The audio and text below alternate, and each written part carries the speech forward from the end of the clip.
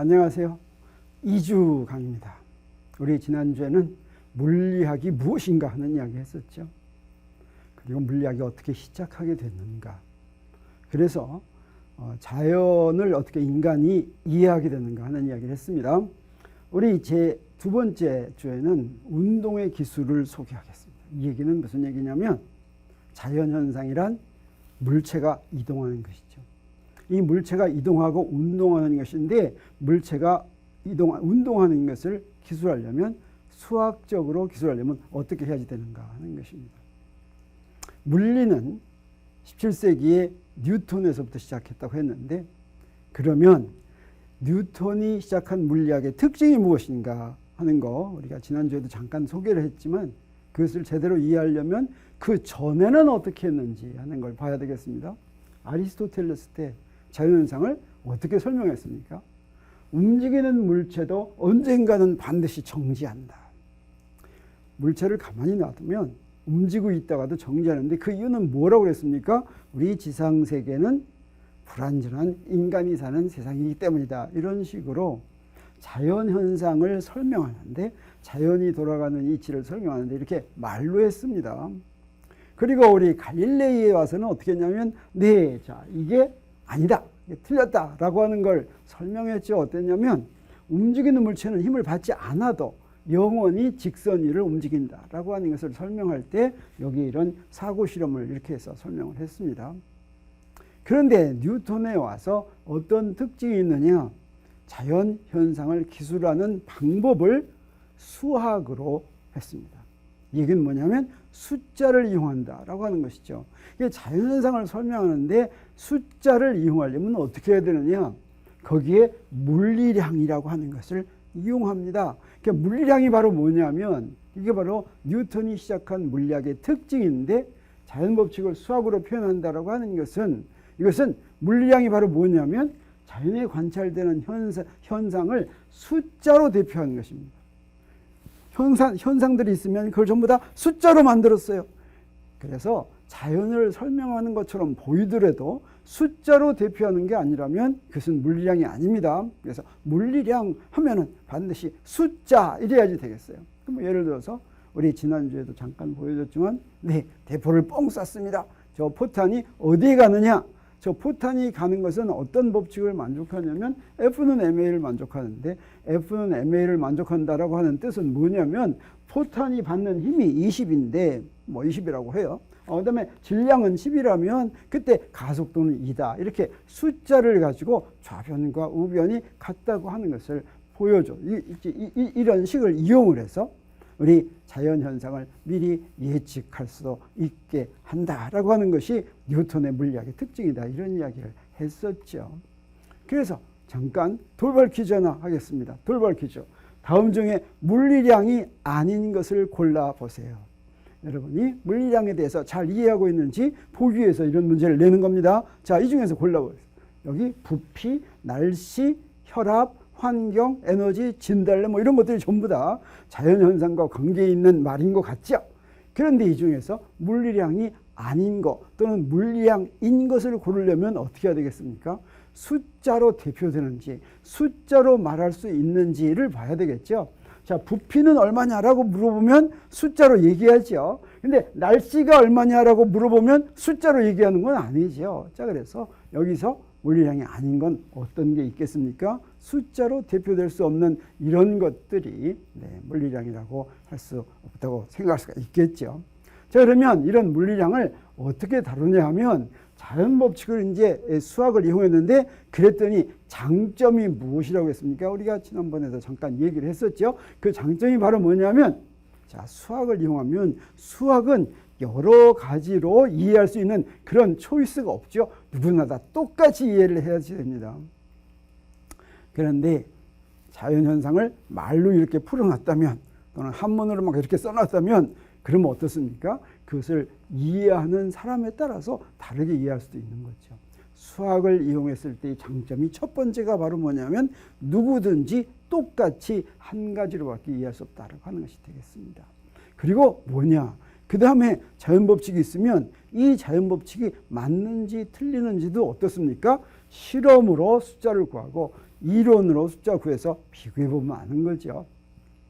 그래서 혹시라도 맞지가 않다면, 둘이 틀리면 어쩌면 돼요? 법칙을 수정을 해가지고 바로 올바른 법칙을 찾아낼 수가 있으니까 아주 발전이 빠르게 됐습니다. 그래서 17세기에 사실은 물리학 시작이 17세기니까 지금부터 어떻습니까? 400년밖에 안 되는데 400년 동안에 아주 급격하게 발달을 해가지고 오늘날 첨단 과학기술 문명에 도달했다라고 하는 것을 알 수가 있습니다. 자, 그러면 이 물리량들을 어떻게 다루는가 하는 걸 이제 공부를 해야지 되겠어요. 자, 그러면 물리량 많이 있는데 그 물리량 중에서 어떤 것은 이거 뭔지 금방 알 수 있는 것도 있지만 바로 알 수 없는 것도 있습니다. 그래서 직관으로 알 수 있는 물리량 어떤 것들이냐면 예를 들어서 이런 거, 위치, 어떤 물체의 위치다, 쟤는 어디 있어, 금방 알 수 있죠.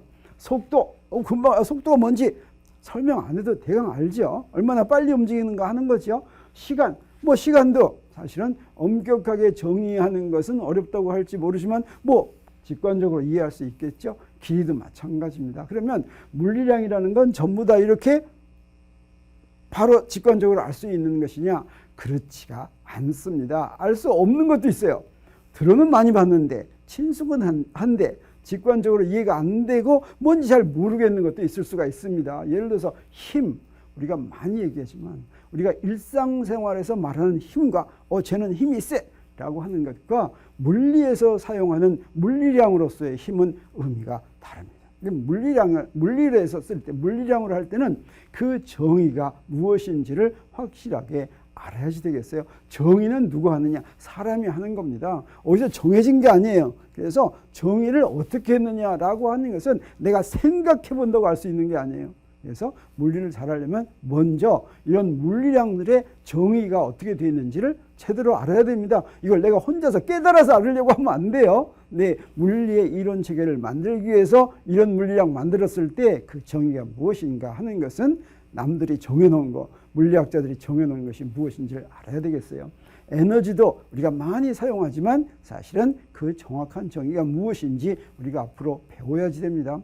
전하는 전기의 원인이 되는 것인데 쉬운 것 같지만 눈에 보이지가 않아요. 그래서 이것도 이해하기가 어렵습니다. 전기장 이런 것들, 이렇게 직관으로 알 수 없는 이런 것들이 있습니다. 그러면 물리량은 어떻게 해서 생겨났을까? 어떻게 정해졌을까? 라고 하는 걸 보겠어요. 자연현상은 뭡니까? 자연현상은 물체들이 움직이는 거라고 그랬죠.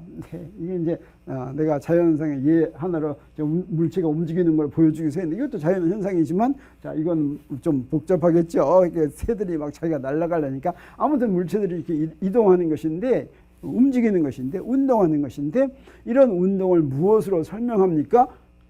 상호작용, 힘을 받으면 그 힘 받는 놈에다가 운동 법칙 적용했죠. 그래서 F는 ma를 적용해서 풀면 구했습니다. 그래서 구성 물체들 사이에 상호작용만 하면 그 물체들의 움직임에 대한 시간의 함수는 위치가 시간의 함수에 대해서 어떻게 주어지는가 하는 것은 뉴턴의 운동방정식만 풀면 구한다라고 했습니다. 거시세계에서. 그래서 물체의 운동을 구한다라고 하는 것은 뉴턴의 운동방정식을 풀어서 구하면 되는 것인데, 이랬을 때 대상이 복잡해지면 물체가 딱 하나만 있어가지고 그 물체가 경사면으로 이렇게 내려온다든가 하면 아주 쉽습니다. 근데 좀 복잡해지면 어떠냐? 그러면 식을 풀기가 어려워집니다. 뉴턴의 운동방정식을 풀기가 어려워져요. 그랬을 때 우리가 앞으로 배우게 되겠지만, 그럼 물리학자들은 어떻게 하느냐? 대상이 복잡해져서, 대상이 복잡해진다는 건 이런 겁니다. 한 물체만 있을 때는 쉽다고 할 수가 있지만 여러 물체가 서로 상호작용하면 그때 풀어야지 될 것들이 여러 개가 됩니다. 어려워지는 거예요. 거기다가 크기를 갖는 물체도 있을 수가 있고 액체가 있을 수도 있고 또 무수히 많은 물체가 있을 수도 있습니다. 이렇게 문제가 점점 복잡해지면 뉴턴의 운동방정식을 푼다는 게 쉬운 일이 아니게 되는데, 그럴 때 어떻게 하느냐? 어떻게 하냐면 물리학자들은 어찌됐든 그냥 풀려고 하는 것이 아니라 새로운 물리량을 도입합니다. 물리량을 새로운 걸 만들 것 같으면 그 식이 똑같은 내용이지만 식이 간단해지고 풀기가 쉬워집니다. 그걸 우리가 앞으로 이제 배우겠어요. 자, 그래서 그때 어떻게 하느냐? 맨 처음에 물체가 딱 하나만 있다면 힘, 질량, 가속도로 표현한 거, 이게 바로 F는 ma입니다. 자, 이런 식이 있다면 좀 받는 힘이 복잡해지면 일과 운동에너지라고 하는 물리량을 도입해가지고 일에너지 정리로 만듭니다. 우리가 고등학교 때 배웠을지도 모르겠어요. 이 일에너지 정리는 사실은 F는 ma하고 똑같은 법칙인데 이것을 다른 물리량으로 이렇게 바꿔놓습니다. 또 물체가 여러 개 있을 때는 질량 중심과 선운동량을 도입할 것 같으면 그러면 여러 물체가 움직이는 그 기술하는 방법을 아주 간단하게 만들 수가 있습니다. 그리고 포텐셜 에너지나 역학 에너지라고 하는 것을 도입할 것 같으면 네, F는 ma라는 식이 아주 간단하게 다루기 쉽게 만들어질 수도 있다라고 하는 것이죠. 그래서 자연현상을 기술하는데 편리하게 하기 위해서 사람들이 새로운 물리량을 이렇게 막 만들어냅니다. 네, 만들어가지고 이것으로 자연현상을 기술하게 된다고 하는 것입니다. 자, 이번 주에는 자, 이건 앞으로 차례차례 배울 것이지만 자, 이렇게 하기 위해서 가장 기본이 되는 것을 먼저 보겠습니다. 먼저 물리량을 표현할 때는 어떻게 하느냐? 그냥 물리량을 숫자로 대표한다고 그랬죠. 이 숫자로 대표하는데 숫자로만 대표하는 것이 아니라 같이 따라다니는 게 있습니다. 어떻게 따라다니냐면 물리량은 항상 숫자와 단위로 같이 표현합니다. 그래서 이런 식으로 하는 거예요. 자, 길이를 표시할 때 여기 숫자가 있는데 5cm라고도 하고 0.05m라고도 하죠. 똑같은 길이인데 숫자가 다릅니다. 자, 이 다른 건 어떻게 이해해야 되냐면 같은 길이에요. 무엇과 같이 이해해야 되냐면 그 뒤에 달린 단위하고 같이 이용해야 됩니다. 여기서도 마찬가지예요. 질량인데 질량을 500g이라고 하기도 하고 0.5kg이라고도 하기도 하죠. 그래서 숫자만 얘기하면 그 물량이 얼마나 큰지 작은지 알 수가 없어요. 근데 큰 숫자도 쓸 수 있고 작은 숫자도 쓸 수 있죠. 단위를 반드시 같이 써야지 되겠다라고 하는 것입니다. 속도도 마찬가지죠. 시속, 초속 이렇게 단위하고 같이 쓰는데 자, 그러면 단위는 어떤 역할을 하느냐? 왜 단위를 붙여주느냐? 단위 역할에 두 가지가 있습니다. 먼저 눈금을 알려줍니다. 그래서 자, 미터라는 눈금하고 센티미터라는 눈금하고 어떤 게 더 눈금이 더 큽니까? 미터가 크지요. 1m라는 눈금 속에는 센티미터 눈금이 100개 들어있죠. 그래서 미터로 할 것 같으면 더 작은 숫자로 하죠. 그래서 이 단위가 눈금이 어떻게 되어 있는가 하는 것을 알려준다라고 할 수가 있습니다. 근데 또 하나 있습니다. 그건 뭐냐면 단위만 보고서 지금 내가 말한 물리량이 무엇인지도 알려줍니다. 그래서 우리 5cm다라고 하면 이거 뭘 얘기하는 겁니까? 이거 길이 얘기하는 거죠. 500g이다 얘기하면 이거 뭐 얘기하는 겁니까? 이거 질량 얘기하는 거죠. 이렇게 단위는 두 가지 역할을 가지고 있다라고 하는 것이죠. 그리고 이런 물리량을 크게 기본 물리량과 유도 물리량으로 나누기도 합니다. 기본 물리량이란 뭐냐면 하나의 단위로 표현되는 물리량인데 이 기본 물리량은 7개로 딱 만들어 놨어요. 그러면 다른 단위들이 다 잘 표현된다라고 하는 것입니다. 이 기본 물리량은 사람이 정하는 거니까 이거 왜 그게 하필 기본 물리량이 됐어요? 라고 물어볼 필요는 없습니다. 자, 그렇게 하니까 제일 편하다라고 할 수가 있겠어요. 그래서 예를 들어서 길이는 5cm다. 단위 하나로 표시했죠. 그 다음에 질량은 10g이다. 단위 하나로 표시했죠. 그 다음에 전류는 3A다. 단위 하나로 표시했죠. 이런 것들이 기본 물리량이 되겠습니다. 그러면 유도 물리량은 어떻게 했냐? 네, 속도는 10m/s다. 단위가 2개 필요했죠. 자, 이런 것은 유도 물리량이라고 할 수가 있겠습니다. 힘은 어떠냐면 힘은 뉴턴이라는 단위를 이용을 하는데 그러니까 요거 단위 하나라고 생각할 수도 있지만 사실은 이 뉴턴이라고 하는 것은 원래가 어떤 단위냐면 kg/m/s 제곱이라는 복잡한 단위입니다. 이 복잡한 단위를 쓰려면 힘드니까 이걸 한꺼번에 하나로 부르자 이런 거예요. 그래서 힘의 단위는 유도, 힘이라는 물리량은 유도 물리량이다. 이렇게 이해해야지 되겠습니다.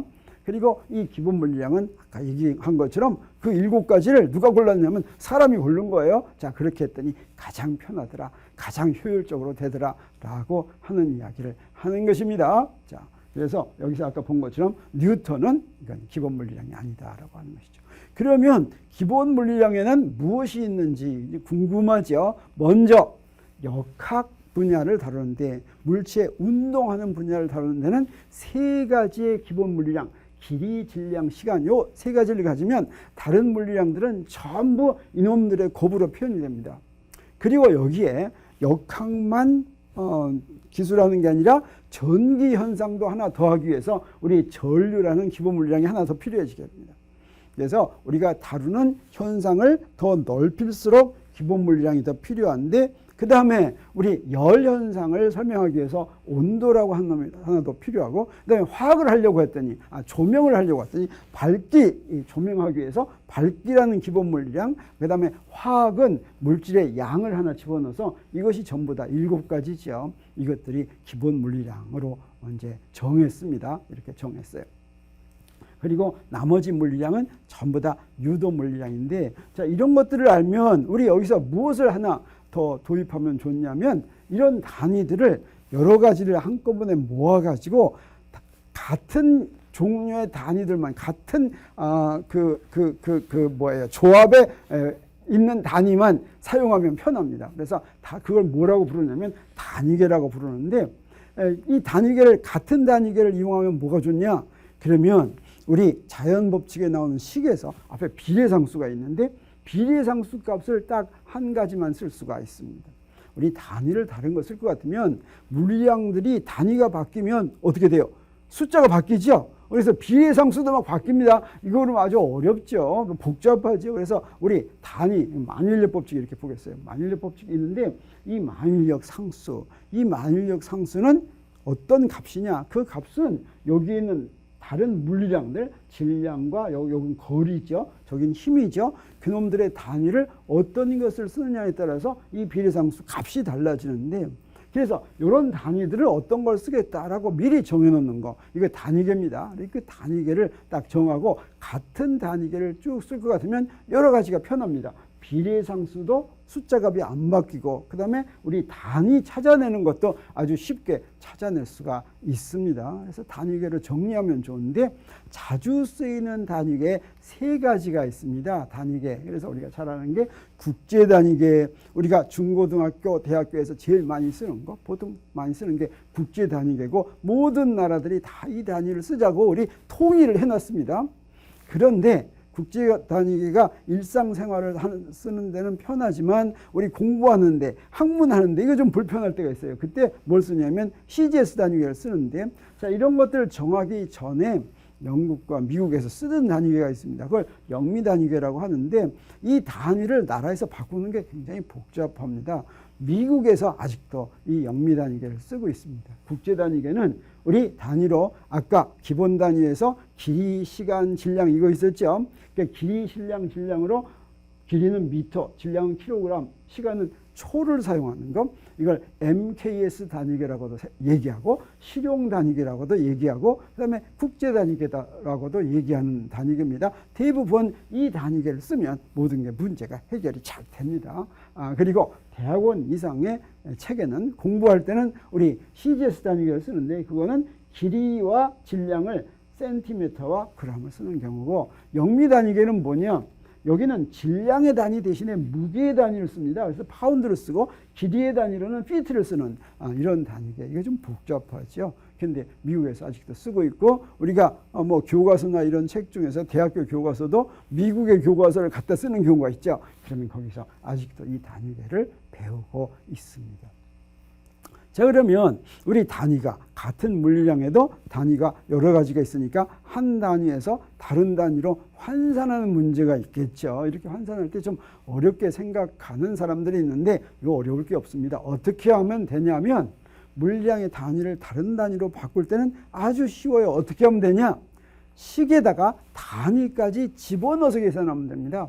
그 이야기는 무슨 얘기냐면 자 예를 들어서 속도의 단위가 있는데 속도에 여기 시속 몇 킬로미터 하는 단위가 있죠. 시속 몇 킬로미터, 이게 킬로미터 퍼 아워입니다.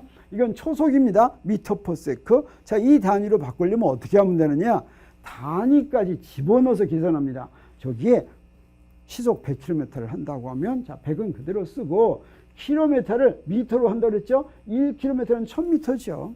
그 다음에 어떻습니까? 1시간은 얼마입니까? 60 곱하기 60초죠.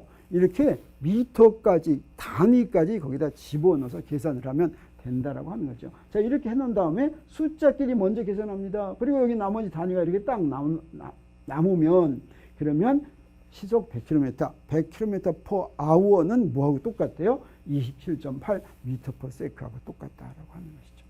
많이 실수하는 것 중에 이런 거 있습니다. 0.5 mm, 세제곱 밀리미터. 자, 이거 저 밀리가 10의 마이너스 3승이니까 저걸 갖다가 미터 3승으로 고치면 0.5 곱하기 10의 마이너스 3승 세제곱미터 막 이렇게 고치고 싶은 경우가 있습니다. 네. 근데 그렇지 않고 어떻게 해야지 되느냐? 자, 밀리미터가 요 밀리미터를 여기다 집어넣어야지 돼요. 1밀리미터는 10의 마이너스 3승 미터죠. 그래서 여기다가 10의 마이너스 3승 미터에 3승 이렇게 해야지 됩니다. 그래서 0.5 세제곱 밀리미터를 세제곱미터로 바꾸고 같으면 5 곱하기 10의 마이너스 10승 세제곱미터다라고 하는 거 이거 잊지 않아야 되겠습니다. 아무튼 단위 환산을 할 때는 단위까지 숫자로 집어넣어서 하면 바로 쉽게 풀어진다라고 하는 것이 되겠어요.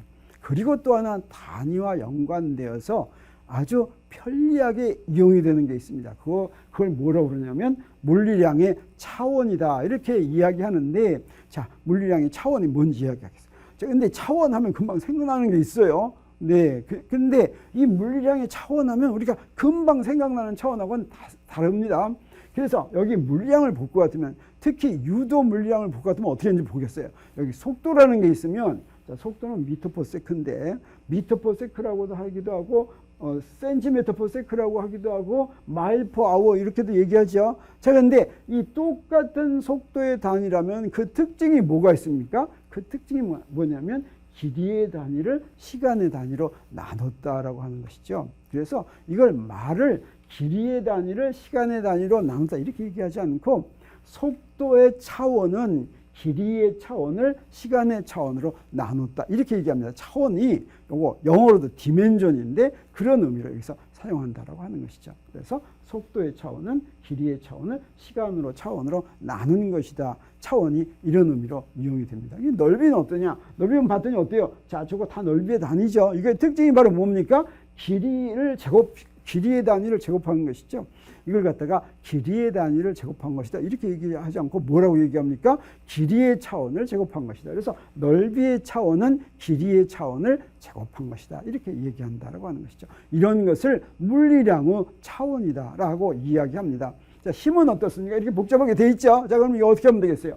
질량. 자, 힘의 차원은 질량의 차원에다가 길이의 차원을 곱해가지고 어떻게 했습니까? 시간의 차원을 제곱으로 나누는 것이다 이렇게 얘기한다라고 하는 것입니다.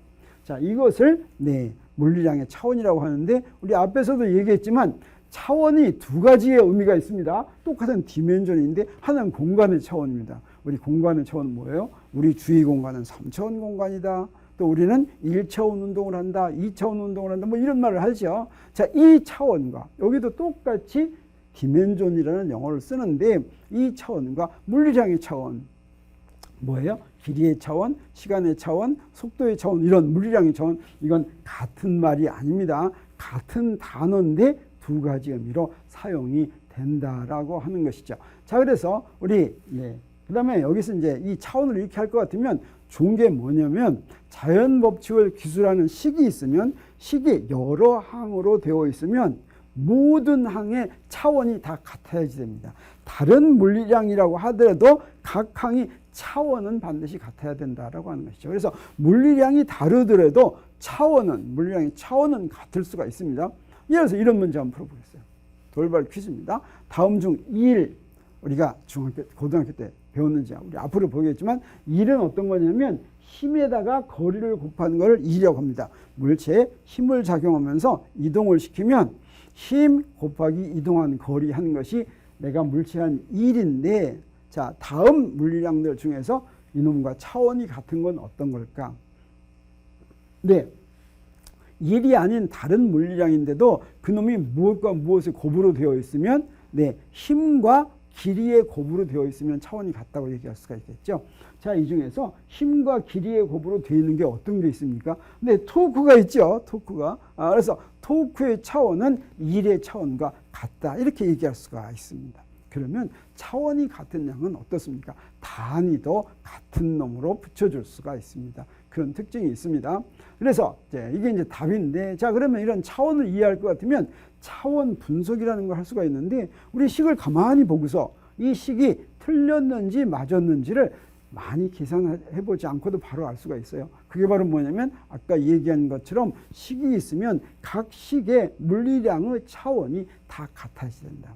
어떤 항이든지 물리량의 차원이 다 같아야 된다라고 하는 것이죠. 그래서 이런 일을 할 수가 있습니다. 자 여기에 막 아인슈타인이 막 합니다. 이 아인슈타인의 유명한 식이 뭐가 있습니까? E는 mc제곱 이런 식이 있죠. 근데 우리 차원 분석의 원칙이 뭐냐면 식에 나오는 각 항들의 차원은 모두 같아야 된다라고 하는 것인데, 그래서 같은 물리량이라도 차원이 같아야 되겠어요. 여기 우리가 운동 에너지는 2분의 1 mv제곱 이런 게 있죠. 근데 우리 E는 mc제곱, 이건 바로 뭐냐면 질량과 에너지가 같은 것이다. 질량도 에너지의 일종이다. 뭐 이런 것입니다. 그런데 막 하다가 아인슈타인이 막 나오는데, 자 이런 세 가지 중에서 어떤 놈이 옳을까라고 하는 거예요. 자 그러면 에너지는 전부 차원이 같아야 되겠습니다. 차원이 같으려면 어떻게 하면 되겠어요? 자 이 놈들이 어때요? 물리량이 차원이고 같다고 볼 수가 없죠. 왜 그러냐면 여기 질량은 다 있는데 C는 광속이에요. 요건 광속의 제곱, 광속의 세제곱, 광속의 4제곱. 그러면 차원이 같지가 않죠. 그러면 이것도 에너지가 되고 이것도 에너지가 되려면 둘은 차원이 같아야 될 텐데, 이 중에서 어떤 놈이 맞는 거겠습니까? 근데 이게 맞는 거다라고 하는 거 우리가 알 수가 있습니다. 이게 무슨 얘기냐? 열심히 안 해보고도 차원만 가지고 어떤 식이 맞는 식인가 하는 것을, 이건 아주 간단한 예를 보였지만 나중에 좀 복잡한 게 나오더라도 그런 걸 이용해서 아주 쉽게 풀 수가 있다라고 하는 것이죠. 자 그러면 이제 물량을 이제 숫자 가지고 하는데, 이때 또 좀 복잡한 게 있습니다. 물량을 나타내는 숫자 중에서 어떤 걸 취해야 되느냐 하는 거죠. 우리 이제 계산기에다 계산하죠. 계산기에다 계산하는데 거기에 막 숫자가 많이 나옵니다. 좀 많이 나와요. 그러면 우리 어떻게 생각하면 계산할 때 될 수 있는 대로 계산기에 나오는 숫자는 전부 다 쓰는 게 아주 정확할 것 같죠? 자, 그렇지가 않습니다. 사실은 우리 계산할 때 어떻게 해야 되냐면 거기에서 의미를 갖고 있는 숫자만 쓰는 게 더 좋습니다. 쓸데없는 숫자는 쓰면 오히려 해로워요.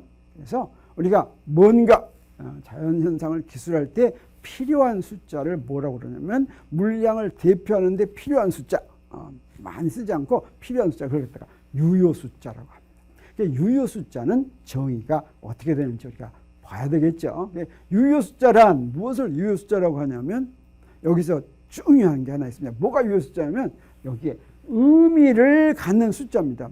여기서 유효 숫자란 옳은 숫자 또는 맞는 숫자, 이게 아니라 그냥 의미를 갖는 숫자다. 이게 굉장히 중요합니다. 이게 무슨 얘기냐? 자, 여기에 까만 막대기가 있는데 이 까만 막대기를 자로 재겠어요.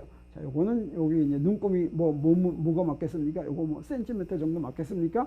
아니면 요거 10cm네. 10cm지. 자, 그러면 이때 이것을 보고서 우리 저기 보니까 어땠어요? 100 있고 140인데 40보다 조금 많죠? 자, 그럼 이 중에서 자, 이런 게 나왔다면 이 중에서 어디까지가 유효 숫자겠습니까? 자, 이것만 보고서는 저게 140이 요거 밀리미터라고 하면, 자, 요게 140mm인지 요게 143mm인지 이게 잘 모르겠죠. 그랬을 때 유효 숫자는 어디까지냐? 요 140, 요거 답니다. 왜 그러냐면, 자, 여기에 140까지는 확실히 아는데, 그거보다 조금 많죠? 근데 2하고 3은 어떤 게 딱 맞는지는 알 수가 없지만, 그렇지만 의미를 갖고 있죠. 이렇게 의미를 갖고 있는 거. 140이나 143이나 요거 두 개는 다 유효 숫자입니다. 그런데 여기에 142.5라고 내가 읽었다고 쳐보세요. 근데 142.5라고 하면 여기에 의미가 없다라고 하는 거죠. 이건 그냥 내가 마음대로 한 겁니다. 전혀 의미가 없어요.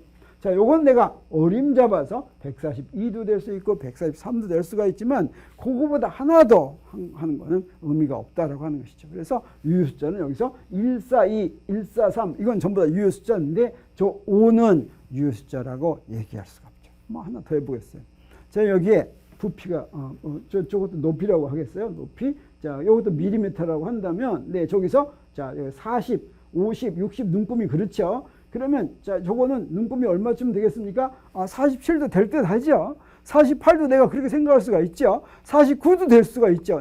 47.5 이거는 좀 너무했죠. 요거는 그래서 요 앞에 여기까지는 의미를 갖고 있다. 그래서 47, 4와 7 다 유효 숫자, 48 다 유효 숫자, 49 다 유효 숫자지만 요건 유효 숫자가 아니다라고 하는 거죠. 그럼 이거 어떻게 정했느냐? 정한 게 바로 뭐냐면 측정기구로 측정을 했으면 여기서 가장 작은 눈금 있죠. 가장 작은 눈금보다 하나 더 아래까지. 아래 자리까지는 내가 되게 어림잡을 수가 있죠. 네, 그래서 거기까지가 유효 숫자라고 하는 것이죠. 그보다 더 작아지면 어떻게 되겠습니까? 더 작아지면 그거는 의미가 없는 거죠. 그래서 그 유효 숫자를 유효 숫자를 할 때는 근데 어떤 것을 따질 때 유효 숫자 하냐면 우리 참값이 있습니다. 이 참값 뭐냐면 원리에 의해서 정해진 숫자입니다. 이건 어떠냐? 거기에 나와 있는 숫자는 전부 다 유효 숫자예요. 파이 그럼 어떻습니까? 우리 원주율 파이 3.14 어쩌고 막 쭉 가죠. 네, 여기 무한히 갑니다. 무한히 가는데 그 숫자들이 다 진짜 숫자예요. 다 진짜 숫자. 그래서 원리에 의해서 정해주는 것은 전부 다 유효 숫자다 이렇게 얘기할 수가 있습니다. 모두 숫자. 그런데 아까 본 것처럼 측정했을 때 우리 측정기구로 측정을 했을 때는 그때는 내가 유효 숫자라고 할 수 있는데 제한이 있죠. 어디까지? 네, 물리량을 대표하는 현상을 측정한 것인데 이건 어떻게 됩니까? 눈금에 의해서 그러니까 눈금보다 한 자리 아래까지가 유효 숫자가 된다라고 하는 것이죠. 그다음에 계산값은 어떠냐? 이런 측정값과 참값끼리 막 계산을 하는 겁니다. 참값끼리. 자, 이랬을 때 유효 숫자는 어떻게 하냐면 계산값은 이때는 원칙이 있습니다. 계산값의 그 유효 숫자를 정하는 원칙이 있겠어요. 그래서 어떻게 하는지 우리가 알아야 될 텐데 특히 덧셈과 곱셈을 할 때 유효 숫자 정하는 방법을 하겠어요. 자, 요게 다 유효 숫자라고 하겠어요. 측정값인데 5자리 이게 유효 숫자고 여기에 네, 이것도 다 유효 숫자라고 해요. 이거 2개 더 하겠습니다. 이게 다 더, 이거 3개까지 더 하겠어요. 이게 다 더해놨더니 어떻게 되냐? 더했더니 그대로 더하면 어떻게 됩니까? 이렇게 되죠. 자, 그런데 이게 유효 숫자라고 했는데 여기 써 있는 숫자는 다 유효 숫자입니다. 여기다 줄을 이렇게 긋겠어요. 그러면 어떻게 됐습니까? 이 9는 어떻게 돼요? 유효 숫자지만 저기 가운데 여기 두 번째 거는 유효 숫자가 아닌 걸 더한 거죠. 이렇게 유효 숫자가 아닌 걸 더했으면 이거는 유효 숫자의 의미가 없어집니다. 그래서 어디까지만 유효 숫자냐면 자, 여기까지만 유효 숫자가 되겠어요. 자, 이런 거 할 때 덧셈을 할 때는 어떻게 하면 되냐? 자, 이런 원칙을 가지면 되겠어요. 둘 이상의 측정값을 더한 결과는 그것의 유효 숫자는 뭐냐면 자릿수 가지고 비교합니다. 여기서 지금 덧셈을 했죠. 그랬더니 자릿수가 어떤 거? 끝 유효 숫자의 자리가 가장 높은 거. 자, 끝 자릿수의 유효 숫자가 높은 게 저 2죠. 두 번째 거. 거기까지가 유효 숫자다라고 하는 것입니다. 자, 그러면 그래서 덧셈의 유효 숫자는 자릿수 가지고 한다. 자릿수 가지고. 네. 자, 그럼 곱셈은 어떻게 했냐? 곱셈은 자, 2.3이고 요걸 갖다 곱한다고 하겠어요. 요 곱할 때는 어떻게 계산합니까? 여기다 2, 3 이렇게 쓰고 그다음에 9, 2 이렇게 쓰고 6, 9 이렇게 쓴 다음에 어때요? 이걸 다 더하죠. 더해서 이런 숫자가 나왔는데 이것도 더하니까 우리 어떻습니까? 이렇게 놓고 보니까 자, 여기는 어때요? 유효 숫자 아닌가 하고 같이 더했죠. 그러면 유효 숫자는 어디까지 되겠습니까? 7, 8까지만 유효 숫자가 되는 걸 우리가 알 수가 있어요. 자, 이게 어떻게 하느냐? 이건 어떻게 결정하냐면 네. 여기서 곱셈의 경우에는 자, 여기에 유효 숫자가 두 개짜리하고 유효 숫자가 3개짜리하고 곱했죠. 그러면 어떻게 되냐? 결과도 유효 숫자가 2개까지가 유효 숫자가 된다라고 하는 것입니다.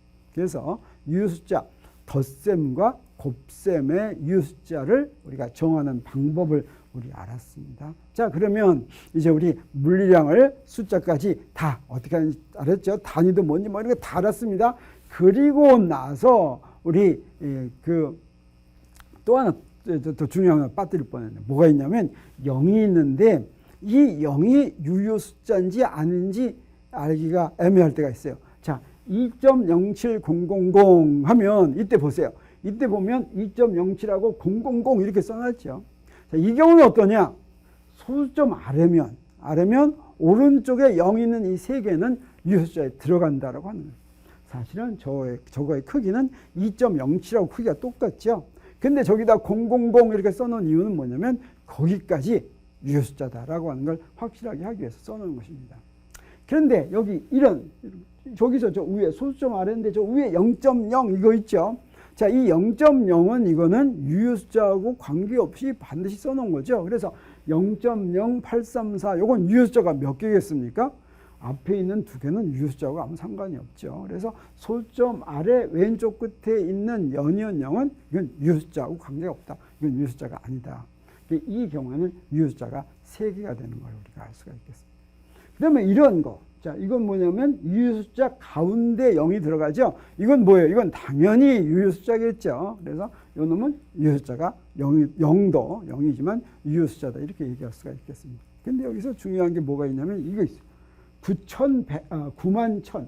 저 소수점이 잘못 들어갔네. 근데 저 9만 1000인데 여기에 이건 유효숫자가 몇 개일까라고 하는 것이죠. 이거는. 자, 사실은 저 9만 1000이 어떠냐면 이거 밑에 거는 유효숫자일 수도 있고 아닐 수도 있습니다. 저 0은 없으면 안 되기 때문에 집어넣는 거예요. 그래서 이것만 가지고는 이게 유효숫자인지 아닌지 알 수가 없다. 다시 말하면 소수점 이하가 아니라 소수점 위에서 오른쪽에 연이어 있는 0은 이건 유효숫자인지 아닌지 이것만 봐가지고는 모른다라고 하는 것이죠. 자, 이런 문제를 해결하기 위해서 이제 방법이 또 있습니다. 무슨 방법을 쓰냐면, 자, 이놈은 유효숫자가 2개에서 5개 사이인데, 먼저 한번 질문 한번 하겠어요. 자, 돌발 퀴즈. 자, 여기가 있는데, 자, 요건 숫자리가 잘 됐네. 네, 잘 됐네. 532만. 요거 유효숫자가 몇 개인가? 네, 유효숫자가 3개다. 532 3개다. 4개다. 7개다. 막 이렇게 여러 개 있고, 이 숫자는 알 수 없다. 자, 이게 어떤 경우입니까? 오른쪽에 소수점보다 위에 0이 연이어 있는 경우죠. 그래서 이것만 가지고는 유효숫자가 몇 개인지 알 수가 없다라고 하는 거죠. 이런 것을 알게 확실하게 하기 위해서 방법이 있습니다. 그 방법을 뭐라고 그러냐면 과학 표기법이라고 해요. 숫자를 그냥 숫자로만 안 쓰고 어떻게 쓰냐면 자, 이렇게 씁니다. 이렇게 이런 놈이 있으면 이 놈을 숫자 부분과 멱수 부분으로 나눕니다. 그래서 숫자 부분을 이렇게 쓸 수도 있고 이렇게 쓰는 거예요. 자, 저 놈은 어떻게 됩니까? 10의 6승이 되는 거죠. 멱수 부분. 자, 그래서 이렇게 썼을 때 이건 무슨 얘기냐? 이건 뭐냐면 저 앞에 쓴 것들은 전부 다 유효 숫자다. 이런 뜻이 되겠어요. 그래서 맨 위에 똑같은 수입니다. 수는 다 똑같은 거예요. 근데 자, 요건 뭐냐? 유효 숫자가 3개다. 요건 4개다. 요건 5개다. 요건 6개다. 이런 걸 이제 구분해 주기 위해서 이렇게 쓰는데 이걸 뭐라고 부르냐면 과학 표기법이다. 이렇게 부르겠어요. 그래서 이제 물리량을 다루는 건 많이 했는데 근데 여기서 또 하나 남은 게 있습니다. 그게 바로 뭐냐면 네, 기준계와 좌표계. 자, 이걸 해야 되겠어요. 자, 이거 물체가 운동하는데 자, 여기 기준계와 좌표계가 이게 비슷한 말 같죠? 비슷한 말인데 사실은 조금 의미가 다릅니다. 기준계를 영어로 하면 레퍼런스 프레임이라고 하고 좌표계를 영어로 하면 코오디네이트 시스템이라고 하는 거예요. 두 개의 의미가 아주 달라요. 네, 그래서 어떻게 다르냐? 자, 이건 뭐냐면 물체의 운동을 숫자로 제공하기 위해서 기준을 제공하는 거예요. 그래서 기준계를 정하지 않으면 물체의 운동을 숫자로 표시할 수가 없습니다. 어떤 비행기가 저기 있다. 저기 있는데 저기 있을 때 숫자가 얼마냐? 기준되는 데가 하나 있어요. 기준계. 0점 있죠. 거기서부터 얼마다 이렇게 얘기하는 겁니다. 대전인데 대전에 있으면 어떻게 하냐? 서울을 기준으로 정하면 그러면 200km 뭐 이렇게 되는 거죠. 이렇게 기준을 정해놓는 거. 이게 기준계라고 하는 것입니다. 좌표계는 뭐냐면 물체의 위치를 정하는데 좌표 3차원에서는 3개가 필요한데 어떤 종류의 좌표를 사용하느냐로 이제 구분이 되는 거예요. 그래서 기준계와 좌표계는 좀 다르죠. 그래서 원점과 좌표축을 정하면 그러면 기준계가 정해지는 것인데 이거는 좌표의 종류를 정하면 좌표계가 정해집니다. 기준계의 종류는 뭐가 있냐면 관성기준계, 비관성기준계 이런 것들이 있어요. 이건 우리가 나중에 배웁니다. 좌표계의 종류는 뭐냐면 직각좌표계, 원통좌표계, 구좌표계. 요게 우리가 제일 많이 이용이 되는 좌표계인데 요건 오늘 배우겠어요. 자, 그래서 우리 기준계를 먼저 보겠습니다. 기준계. 여기 비행기가 있는데 비행기가 어디 있는지를 알기 위해서 여기 A처럼 기준계를 정할 수도 있고 B처럼 기준계를 정할 수도 있어요. 저 원점이 어디냐에 따라서 비행기의 위치가 X로 표시되는 수도 있고 X'으로 표시되는 수도 있겠죠. 자, 이렇게 기준계를 정한다라고 하는 것이죠. 그러면 이 기준계를 정해야지 그래야지 운동을 기술하는 물리량을 숫자로 표시할 수 있습니다. 운동을 기술하는 물리량에는 뭐가 있습니까? 위치, 변이, 속도, 가속도 이 4가지가 바로 운동을 기술하는 물리량인데 이놈은 무엇에 따라 다르냐? 기준계를 어떻게 정하느냐에 따라서 숫자가 달라질 수가 있어요. 물론 숫자가 달라져도 상관이 없어요. 그 숫자를 그 기준계 때문에, 그냥 기준계는 마음대로 정해도 좋은 겁니다. 그래서 기준계는 바로 뭐냐면 이 숫자를 대표하기 위해서 틀을 제공하는 것인데, 그러면 기준계는 어떻게 정하냐? 누가 다른 사람들이 만들어 놓는 것이 아니라 내가 정합니다. 내가 운동을 기술하는 사람이 마음대로 정한다. 마음대로 정하면 어떻게 합니까? 우리 앞으로 나오겠지만 마음대로 할 수 있는 게 있으면 어떻게 해야 되냐? 가장 편리하게 해야지 됩니다. 편리하게 정하는 거. 그래서 기준계 정하려면 이제 원점 정하는데, 우리 지상에서 일어나는 일을 보기 위해서 원점을 달에다 정하는 거 별로 좋지가 않겠죠. 그래서 그 주위에 정해야 되는, 뭐 이렇게 편리하게 정하면 되겠어요. 우리 잘 아는 기준계로 뭐가 있냐면 이런 거, 위도, 적도, 경도 뭐 이런 거, 이게 바로 기준계입니다. 그러면 이거 세 개만 하면 비행기가 어디 있는지 금방 알 수가 있겠죠. 자, 그래서 기준계를 정하는데 어떤 운동이냐에 따라서 기준계 정하는 게 좀 달라지는데, 이 기준계를 정하는 방법은 순서가 어떻게 되냐면 맨 먼저 원점. 이 원점이라는 건 뭡니까? 어떤 물체의 위치를 0으로 대표하는 점.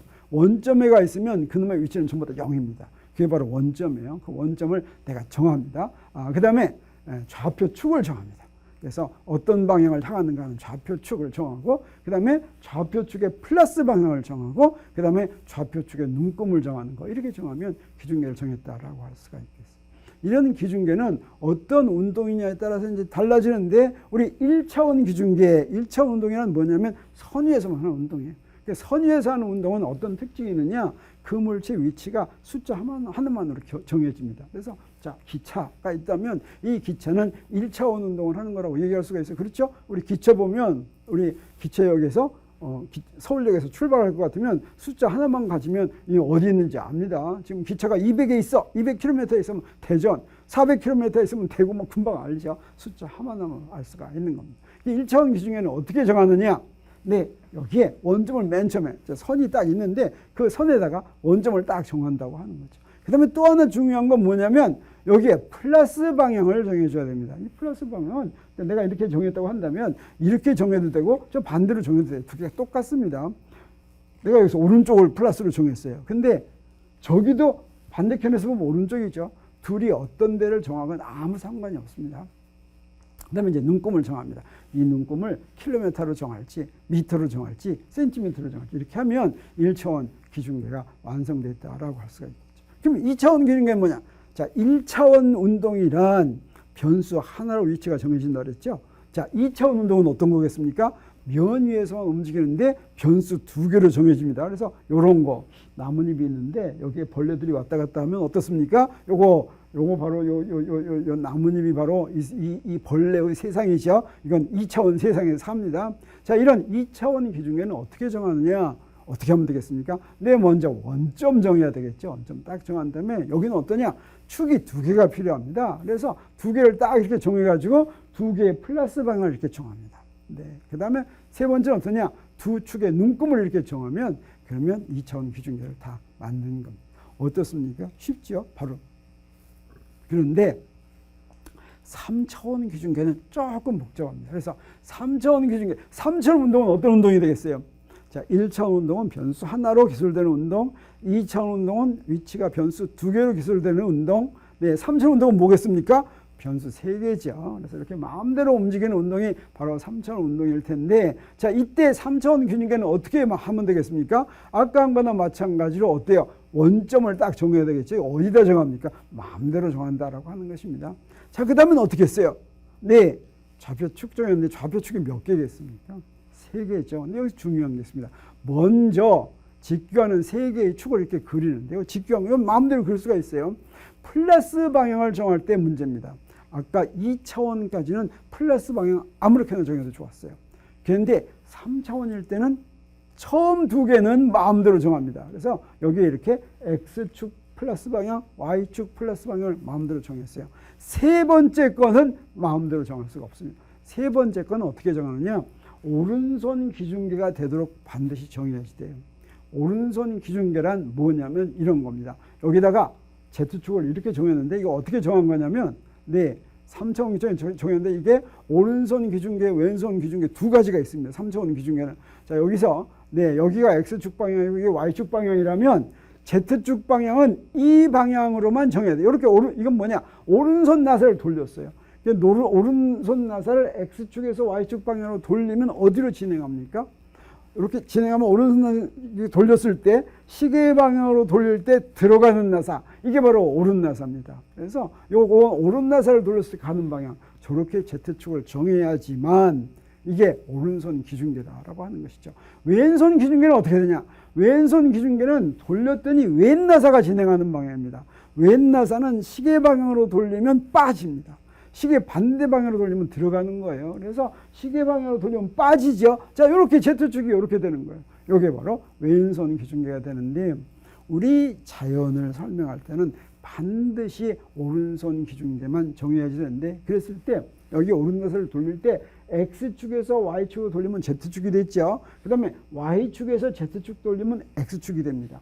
그 다음에 Z축에서 X축으로 돌리면 Y축이 되고, 또 Y축에서 Z축으로 돌리면 X축이 되고, XYZ, XYZ, 이걸 뭐라고 그러냐면 순환 방향이다.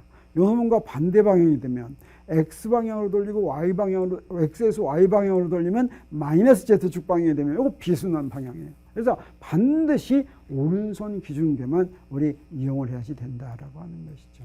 그래서 돌발 퀴즈 하나 내겠어요. 자, 요건 뭐냐? 이 중에서 왼손 기중계를 골라보세요 하는 겁니다. X에서 Y로 돌렸더니 Z축이 돼야 되죠. 자, 근데 여기는 어떻습니까? X에서 Y를 돌리면 이쪽으로 가야 되죠. 자, 그럼 나머지는 다 오른손 기중계인데 요거는 왼손 기중계가 되겠어요. X에서 Y를 돌리면 저쪽으로 가야 되는데 Z가 일로 됐죠. 자, 이런 게 왼손 기중계인데 우리 조심해야 됩니다. 기중계 좌표축의 플러스 방향 아무렇게나 정하는 것이 아니라 반드시 오른손 기중계가 되도록 정해야지 된다라고 하는 것이죠. 자, 여기까지 우리가 기중계 잘 알았습니다. 그 다음에 또 뭐가 있었어요? 좌표계, 코디네이트 시스템이죠. 좌표계는 물체의 위치를 정하는데 어떤 좌표를 이용하느냐 하는 것입니다. 자, 여기에 오른손 좌표가 이렇게 딱 그렸습니다. 자, 오른손 기중계입니다. 오른손 기중계. 근데 여기 어떤 이제 위치가 이렇게 있어요. 여기 P점이 이렇게 있으면 이 P점의 위치를 숫자 3개로 표현하는 거. 요게 바로 좌표입니다. 이 3개로 표현할 때 우리 자 이렇게 저기다 이렇게 대각선 이렇게 자르겠어요. 이렇게 자르고 나서 어떤 숫자 3개를 택하냐면 P점에서 X축의 수선을 그립니다. 이렇게 X축의 수선을 그으면 바로 요 면에 대해서 그리면 되는 거예요. 요거를 X좌표라고 하겠어요. 그 다음에 Y축의 수선을 이렇게 그어요. Y축에. 요거를 Y좌표라고 하겠어요. 또 Z축의 수선을 그립니다. 요거 Z좌표라고 한다면 요 3개로 XYZ로 표시하는 좌표를 이렇게 표시하는 걸 뭐라고 그러냐? 직각좌표계라고 합니다. 직각좌표계는 렉트앵귤러 코디네이트 시스템이라고도 하고 요놈한테는 어떤 말을 쓰냐면 카테지안 코디네이트 시스템이라고 합니다. 카테지안은 데카르트에라고 하는 뜻이 되겠어요. 데카르트가 맨 처음에 쓴 겁니다. 이걸 직각좌표계라고 합니다. 자, 이걸 직각좌표계라고 부르면 우리 좌표계로는 다른 것도 있다는 뜻이죠. 그래서 그 좌표계 중에서 요게 우리 사실 제일 많이 쓰는 겁니다. 요게 바로 직각좌표계가 되고, 그 다음에 또 뭐가 있냐면 이런 것도 있어요. 자, 여기서 어떻게 한 거냐면 P점에서 XY 평면에 수선을 내리고 왔어요. 수선. 그리고 거기 만나는 점까지 원점에서 인 거, 그걸 로라고 했습니다. 로. 그리고 X축에서 그 로까지 각, 요걸 뭐라고 했냐면 파이라고 했어요. 그 다음에 저기 Z축의 수선을 그은 거, 요걸 Z라고 했어요. 그래서 요 로, 파이, Z, 요 3개를 사용하면 그걸 뭐라고 부르냐? 원통 좌표계다, 이렇게 부릅니다. 원통 좌표계는 실린드리컬 코디네이트 시스템. 요거 로, 파이, Z 똑같은 점을 이렇게 3개로, 이 Z는 뭐예요? 직각좌표계하고 같은 거 쓰는 거죠. 네, 요거 하나는 같은 거 쓰지만 로하고 파이를 쓰는 거, 여기 바로 원통 좌표계입니다. 자, 그러면 직각좌표계는 어떨 때 쓰고 원통 좌표계는 어떨 때 씁니까? 문제를 풀 때 쉬운 걸로 합니다. 우리 직선 운동하는 거 할 때는 직각좌표계가 좋아요. 원 운동할 때는 이거 원통 좌표계가 좋습니다. 그래서 어떤 운동이냐에 따라서 또는 받는 힘이 무엇에 의존하느냐에 따라서 우리 좌표계를 정하면, 그러면 문제를 푸는 식이 간단해집니다. 좌표계는 3가지가 자주 씁니다. 3가지. 사실은 직각좌표계와 원통좌표계를 제일 많이 쓰는데 또 하나 쓰는 게 바로 뭐냐면 구좌표계라는 게 있어요. 구좌표계는 뭐냐? 원점에서 그 점까지의 거리, 이걸 R이라고 합니다. 그리고 각이 있는데 Z축에서 그 R까지의 각, 요거 세타 각. 요거를 뭐라고 부르냐면 요걸 극각이라고 불러요. 극각. 그 다음에 아까 원통좌표기에 쓴 거 요거 파이. 요 파이를 방위각 이렇게 부릅니다. 그래서 우리 원점에서 P점까지의 거리와 극각과 방위각 요 세 개로 좌표를 쓴 거. 이걸 뭐라고 그러냐면 구좌표라고 합니다. 스페리컬 코디네이트 시스템. 여기서 R, 세타, 파이 이 세 개의 좌표를 쓴다고 하는 것이죠. 자, 요거 가지고 우리 위치를 표시할 때 어떤 좌표계의 좌표를 쓸 것인가 하는 것은 우리 나중에 이제 실제 문제를 다루면서 우리 배우겠습니다. 그리고 오늘 마지막 할 게 바로 뭐냐면 스칼라와 벡터입니다. 우리 물리 공부할 때는 고등학교 때도 그렇고 대학교도 그렇고 맨 처음에 스칼라와 벡터를 배웁니다. 스칼라와 벡터는 왜 배우느냐? 먼저 스칼라와 벡터는 여러분 잘 알죠? 뭡니까? 자, 물리량을 어떻게 하느냐? 물리량이 자연현상을 숫자로 대표하는 거라고 그랬죠. 그런데 물리 배울 때마다 스칼라와 벡터를 맨 처음 공부하는 이유는 이 물리량이 스칼라인 물리량과 벡터인 물리량으로 구분이 됩니다. 그래서 이거 먼저 배워야지 되겠어요. 그래서 물리량은 자연현상의 일부를 숫자로 대표하는 것인데 이 스칼라는 뭐냐? 숫자 하나로 대표되는 겁니다. 우리 고등학교 때는 이걸 뭐라고 그러냐면 크기만 갖는 물리량 이렇게 얘기했어요. 근데 물리량 하면 그냥 숫자죠. 숫자 하나로 대표되면 이거 전부 다 스칼라다 이렇게 얘기할 수가 있어요. 근데 벡터는 뭐냐? 숫자가 여러 개입니다. 하나 이상의 숫자로 대표된 물리량. 이걸 갖다가 벡터라고 합니다. 똑같은 물리량인데 숫자 하나만 필요한지 숫자가 여러 개 필요한지 이거 다르죠. 구분해야 되겠죠.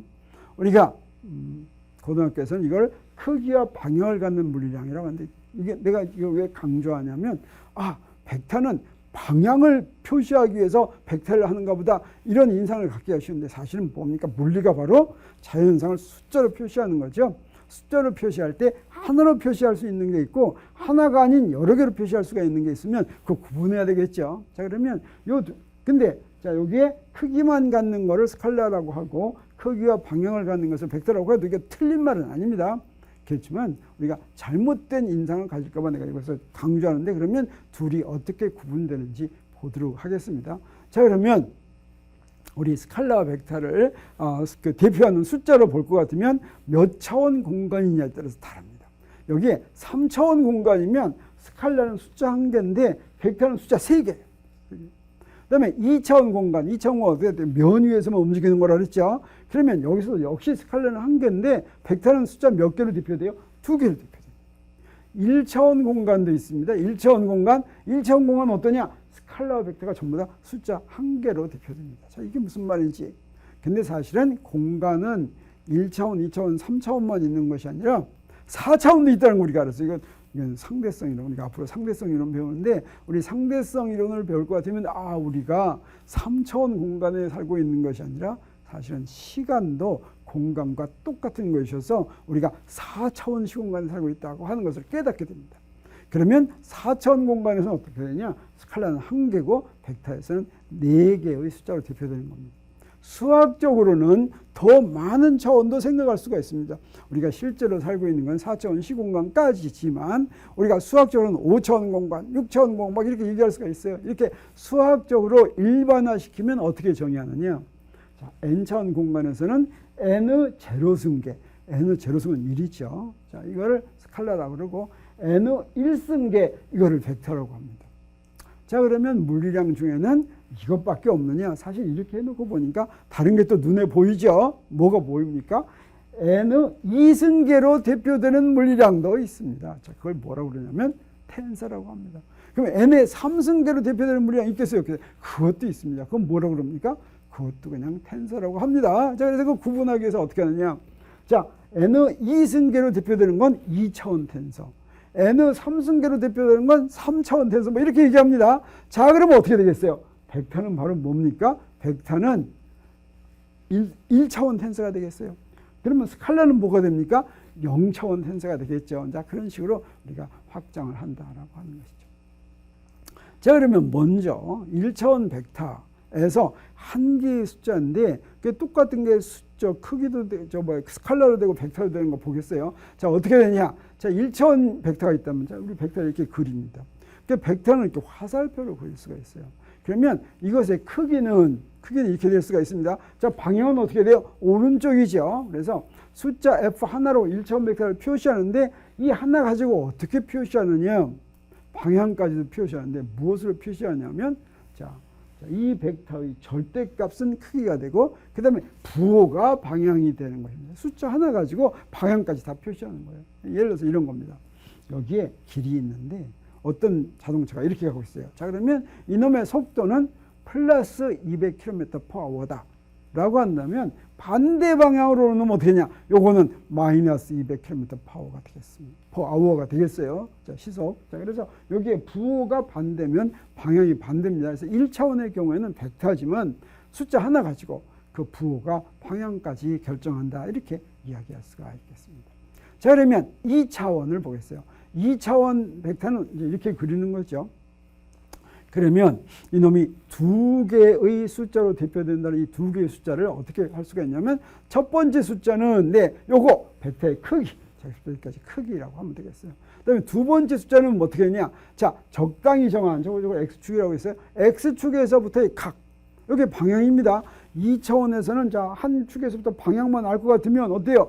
저 각만 알 것 같으면 방향이 정해지는 거죠.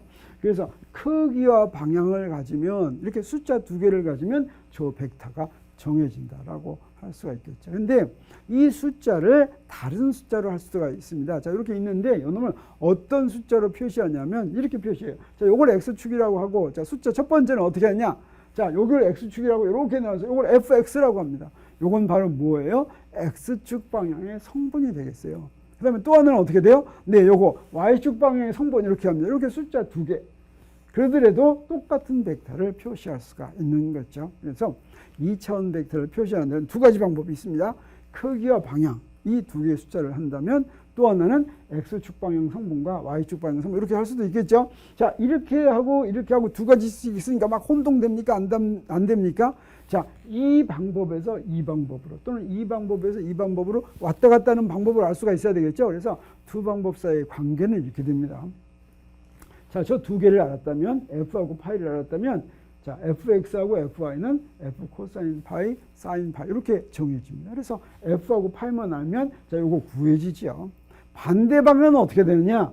자, fx하고 fy를 알면 그 크기는 어떻게 됩니까? fx 제곱 더하기 fy 제곱 이렇게 하면 되죠. 이게 피타고라스 정리죠. 그 다음에 각은 어떻게 됩니까? 각은 탄젠트를 이용하면 그 각이 나올 수가 있는 거죠. 자, 이런 식으로 해서 두 가지 방법이 있다. 크기와 방향, 이 벡터라고 했는데 1차원에서는 크기와 방향이 전부 다 숫자 하나 가지고 다 해결됐어요. 부호 가지고. 2차원에서는 어떠냐? 크기와 방향이라는 두 숫자를 쓸 수도 있고 각 축 방향의 성분을 쓸 수도 있다라고 하는 것이죠. 자, 그러면 3차원은 어떻게 되겠습니까? 자, 3차원은 이렇게 있는데 자, 여기에 벡터가 이렇게 있고 여기 벡터를 이렇게 그리겠어요. 이건 첫 번째 숫자는 뭐가 되겠어요? 첫 번째 숫자는 크기다. 벡터의 크기를 첫 번째 숫자로 하겠어요. 근데 3차원 공간에서는 방향을 표시하는데 숫자가 몇 개 필요하냐면 2개 필요합니다. 우리 탱크가 이렇게 있으면 탱크에서 어떤 방향으로 조준할 때 각을 2개만 주면 돼요. 딱 있으면 위로 찌 올라가지고 옆으로 싹 돌리면 돼요. 이렇게 각이 2개만 있으면 됩니다. 그래서 자, 여기서는 어떻게 하느냐? 위에서부터 숫자 두 번째 거는 위에서부터 밑으로 내리겠어요. 저거 세타 방향 각 하나 이렇게 딱 하나 하고. 그다음에 또 하나는 어떻게 돼요? 네, 여기서 밑으로 이렇게 또 하나 이렇게 그리겠어요. 파이 이렇게 딱 그리겠어요. 이렇게. 그래서 방향을 표시하는데 각이 2개니까 전부 합해서 3차원에서는 3개의 크기면 3개의 숫자면 되는 거 우리가 알 수가 있죠. 근데 어떤 3개의 숫자가 될 수도 있냐면 이거 말고 어떻게 됩니까? 우리 여기 X축, Y축, Z축이라고 하면 성분으로도 할 수가 있겠죠. 그래서 X축 방향의 성분 fx라고 하고 Y축 방향의 성분 fy라고 하고 Z축 방향의 성분을 fz라고 하면 그러면 벡터를 3개의 성분 가지고 표시할 수도 있겠죠. 그래서 크기와 방향 2개로 표시할 수도 있고 성분 3개로 표시할 수도 있는데 이 2개가 서로 어떻게 연결이 되는지 알아야 되겠죠. 어떻게 연결하면 됩니까? 세 방법 사이의 관계가 크기와 방향을 안다면 fx, fy, fz는 이렇게 됩니다. 여러분 가만히 생각하면 금방 알 수가 있어요. 거꾸로는 어떻게 되냐? 거꾸로는 이렇게 하면 되겠어요. 자, 요거는 요거 하나 빠졌습니다. 여기에 FZ제곱 요거 하나 빠졌어요. Z제곱. 그 다음에 세타는 이렇게 되고, 네, 요거, 파이는 이렇게 됩니다. 요거 잘못됐어요. fx제곱 더하기 fy제곱 더하기 fz제곱 이렇게 해야 되겠어요. 자, 이런 식으로, 네, 크기와 방향으로도 할 수 있고, 세 개의 성분으로 할 수 있는 거, 서로 왔다 갔다 한다라고 하는 걸 우리가 알았습니다.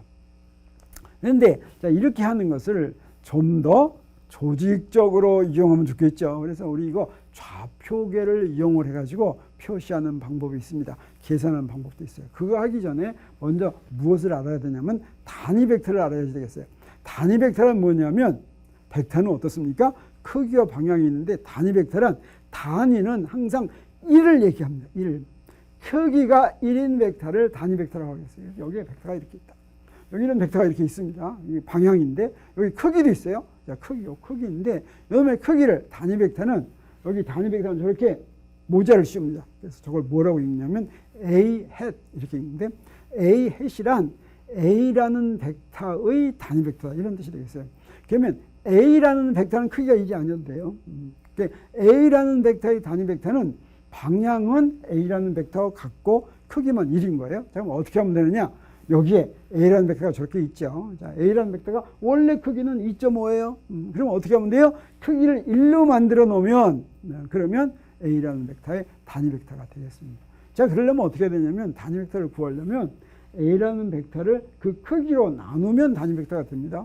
크기가 10인데 10을 10으로 나누면 어떻게 1 되죠. 그래서 그 벡터를 크기로 나누면 그러면 우리 뭐도 성립해요? A라는 벡터는 단위 벡터에다가 크기를 곱한 게 성립한 게 된다라고 하는 것이죠. 이 단위 벡터를 무엇에다 이용해야 되냐면 좌표계의 단위 벡터에 이용합니다. 직각좌표계의 단위 벡터다. 이건 무슨 얘기냐면 우리 x, y, z를 좌표로 사용을 하는데 그때 좌표 축방향, x축 방향 단위 벡터, y축 방향 단위 벡터, z축 방향 단위 벡터 이렇게 얘기합니다. 그래서 기준계의 각 축방향을 가리키는 단위 벡터 이거를 직각좌표계의 단위 벡터라고 얘기하는데 이거 어떻게 정의하는 게 더 좋냐면 여기 먼저 x축 방향의 단위 벡터 이거는 우리가 x1이라고도 표시하기도 하고 x1 하면 그 x축 그다음에 i라는 글자 갖고도 표시합니다. 우리 고등학교 때도 i를 단위 벡터 x축 방향 단위 벡터를 i를 표시했는데 이건 어떻게 정의가 되냐면 이렇게 정의되는 거예요.